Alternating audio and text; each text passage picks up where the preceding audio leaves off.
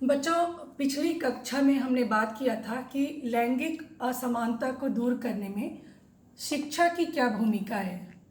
Education क्या role अदा करता है लैंगिक समानता को कायम करने में। आज हम बात करेंगे कि परिवार की क्या भूमिका है। दरअसल देखा जाए तो लैंगिक असमानता एक ऐसी समस्या है जो परिवार, शैक्षिक व्यवस्था, राज्य की व्यवस्था, समाज की व्यवस्था और देश के स्तर तक जाकर परेशानियां खड़ी करती है। और इसलिए ज़रूरी है कि जितनी भी इकाइयां हैं हमारे आसपास, वेदर वो एजुकेशन हो, स्वयंसेवी संस्थाएं हो, परिवार हो, राज्य हो, समाज हो, कानून हो या देश हो, सभी मिलकर इस समस्या पर, इस बुराई पर विचार करें और इसको दूर करने का प्रयास करें। पर आज हम इस श्रृंखला में बात करेंगे परिवार की, कि परिवार की क्या भूमिका होनी चाहिए लैंगिक समानता को कायम करने में।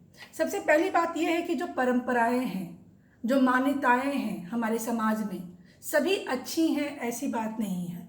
तो जो ऐसी मान्यताएं हैं जो लगता है कि लैंगिक असमानता को बढ़ावा देती है, उसे खत्म करना होगा और इसकी शुरुआत परिवार से ही होगी। जैसे कि पिछली कक्षाओं में भी हमने बात किया था कि बेटा ही आग देगा, बेटा ही कोई धार्मिक अनुष्ठान में बैठेगा, पुत्र होने से ही मोक्ष की प्राप्ति होगी।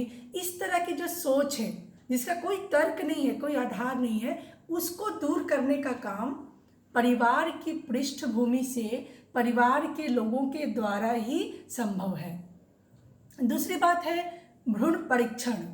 जो अभी तकनीक इतना स्ट्रांग हो गया है, मेडिकल साइंस इतनी तरक्की कर गया है कि लोग गर्भ में ही बेटे या बेटी की पहचान करवाते हैं। तो ये एक गलत सोच है, गलत तरीका है और इससे भी असंतुलन पैदा हो जा रहा है समाज में। लड़कों की संख्या बढ़ जा रही है, लड़कियों की संख्या कम हो जा रही है। इसका भी बहुत बुरा असर हो सकता है आने वाले भविष्य में। तो परिवार के लोगों में ये जागरूकता और इतनी अच्छी शिक्षा होनी चाहिए, सोच होनी चाहिए कि वो कभी भ्रूण परीक्षण की ओर न जाएं और इस तरह के कामों में न लगें। तीसरी बात है कि परिवार में जो भी उपलब्ध संसाधन है, जो कुछ भी है परिवार में, उस पर बालक और बालिका दोनों का समान अधिकार हो। ऐसा नहीं कि कुछ ऐसी चीज़ें हैं जो सिर्फ बालक ही उपभोग करेंगे, उपयोग करेंगे और कुछ चीज़ें ऐसी होंगी जिस पर बालिकाओं को नहीं दिया जाएगा अधिकार या उनका उपयोग वर्जित होगा। इस तरह की सोच, इस तरह की असमानता, इस तरह की विचार न हो। उसके बाद है कि पुश्तैनी उद्योग, धंधे, रोजगार जो होते हैं परिवार में, कि पुत्र पिता के व्यवसाय को ही अपनाता है। तो सिर्फ पुत्र ही क्यों, पुत्रियां भी, अगर पिता कोई रोजगार में है, कोई व्यवसाय में है, कोई कुटीर उद्योग में है, तो पुत्रियां भी उस कौशल को सीखें, पुत्रियां भी उस उद्योग धंधे की जो मूल बातें हैं, जो तरीका है, उसको सीखें और उसको अपनाएं, उसको आगे बढ़ाएं। तो ये जो एक सोच है कि पुत्र ही विरासत संभालेगा पिता की, वो सोच से भी बाहर निकलने की ज़रूरत है। उसके बाद देखें कि व्यावसायिक शिक्षा बालिकाओं को भी मिलनी चाहिए। व्यावसायिक शिक्षा क्या है, आपको आत्मनिर्भरता की ओर ले जाता है। तो जो भी व्यवसाय है हमारे समाज में, ऐसा नहीं कि सिंपल आईए, बीए, मैट्रिक कर लिए, ख़त्म बात नहीं।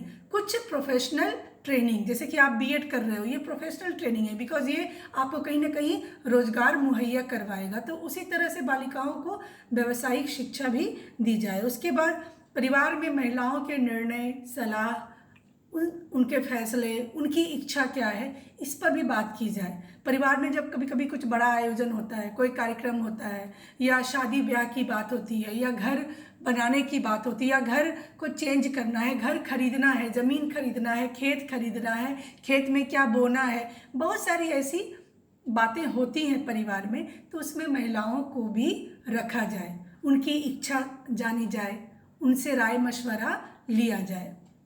उसके बाद है प्रौढ़ शिक्षा में सहयोग कीजिए।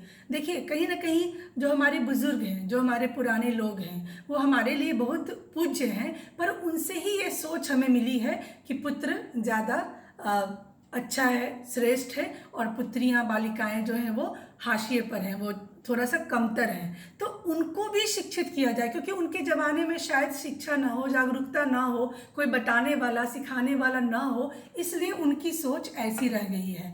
तो परिवार की जिम्मेदारी है कि उनके परिवार में जो प्रौढ़ हैं, जो बुजुर्ग हैं, उनसे बात करें, उनको शिक्षित करें, उनको जानकारी दे, जागरूक करें, उन्हें बताएं कि आज के दौर में क्या क्या हो रहा है और बालिकाएं भी कहाँ से कहाँ पहुँच गई हैं। तो प्रौढ़ शिक्षा की बात भी करें। उसके बाद परिवार को ये सोचना होगा कि हम बदलेंगे तो जग बदलेगा, यानी कि पहले परिवार खुद को बदले, खुद को उस तरह की सोच से, कुरीति से बाहर निकाले, ताकि दुनिया में भी वो एक मिसाल कायम कर सके, समाज में वो एक मिसाल कायम कर सके।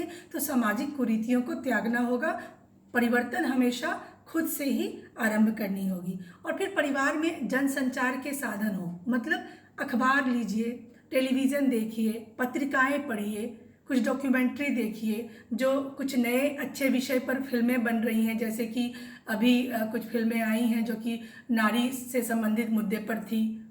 तो उन फिल्मों को देखिए, उससे क्या होगा कि आप एक जागरूकता से आपका साक्षात्कार होगा, आपके पास नई सोच आएगी, आप सीखेंगे कि क्या करना है, क्या नहीं करना है, क्या सही है, क्या गलत है। तो कुछ नई फिल्में जो हैं वो भी देखिए, सब संचार के साधन हैं और इस पर भी आपको ध्यान देना चाहिए। और सबसे बड़ी बात कि आपसी सहयोग का भाव रखें। कोई ज़रूरी नहीं है कि बाहर का काम जो है वो पुरुष ही करेंगे, रसोई का काम है वो महिलाएं ही करेंगी, ये काम जो है वो पुरुष को बना हुआ है और ये काम जो है वो स्त्रियों को बना हुआ नहीं। काम भी मिलजुल कर, परिस्थिति के अनुसार, समय के अनुसार, आवश्यकता के अनुसार हम अपनी भूमिकाओं को बदलें और अपनी जिम्मेदारी को भी बांटें।